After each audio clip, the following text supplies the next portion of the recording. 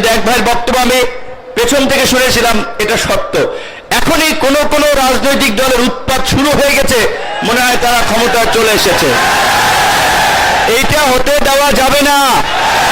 আমি যে কয় জেলায় গিয়েছি, উপজেলায় গিয়েছি, পরিষ্কারভাবে ডিসি, এসপি, ওসি, ইউনোকে বলেছি, বিএনপি, জামাত, ইসলামী আন্দোলন, খেলাফত মজলিস, গণ অধিকার পরিষদ, যেই জেলা উপজেলায় যেই দল সক্রিয় আছে, জেলা উপজেলার সরকারি প্রত্যেকটি কাজে সকল দলের প্রতিনিধিদেরকে নিয়ে আলোচনা করে মত বিনিময় করে কাজ করবেন।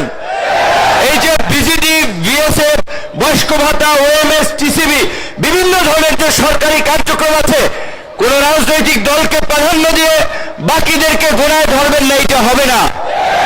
সমস্ত রাজনৈতিক দলের নেতৃবৃন্দ যারা এই গণ অভ্যুত্থানে ভূমিকা রেখেছে, তাদের সাথে আলাপ আলোচনা করে তাদেরকে নিয়ে প্রকৃত যারা ভুক্তভোগী তাদের লিস্ট তৈরি করতে হবে। কোন একক নেতার কথায়, কোন দলের কথায় লিস্ট চলবে না। আমরা পরিষ্কারভাবে বলে দিতে চাই, এখানে আমাদের নেতৃবৃন্দ যারা বলেছেন যে এই 53 বছরের বিগত দিনের এই দুঃশাসন এবং জুলুমতন্ত্রের গতানুগতিক পুরানো রাজনীতি আমরা দেখেছি।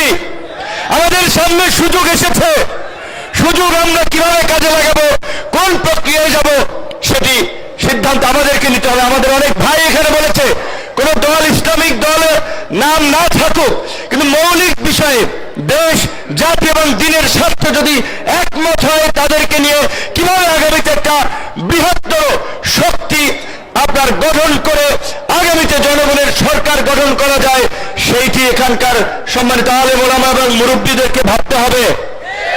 সুযোগ কিন্তু 53 বছর একবার পেয়েছেন, এই গণ অভ্যুত্থান একবার হয়েছে। কাজে আমি আপনাদেরকে বিনয়ের সাথে অনুরোধ করব, আমাদের ছোটখাটো মতভেদের কারণে এই সুযোগ যেন আমরা হাতছাড়া না করি।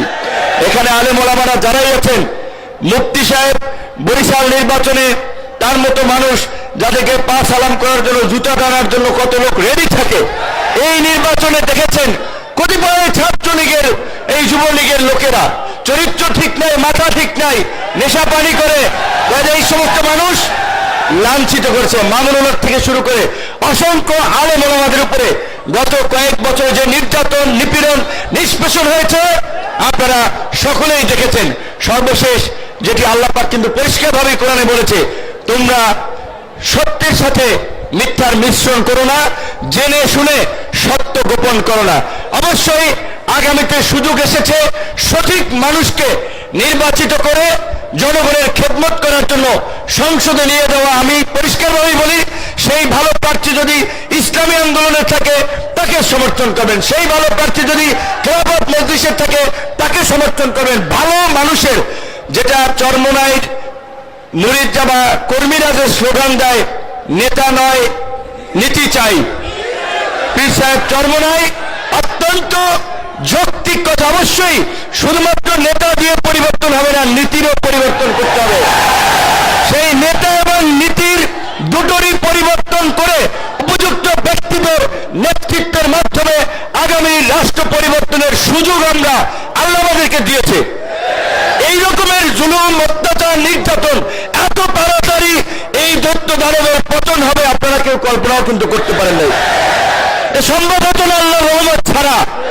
কাজে এখন সেই আল্লাহর রহমতকে কাজে লাগিয়ে আগামীর জন আকাঙ্ক্ষার বাংলাদেশ বিনির্মাণ করতে হবে।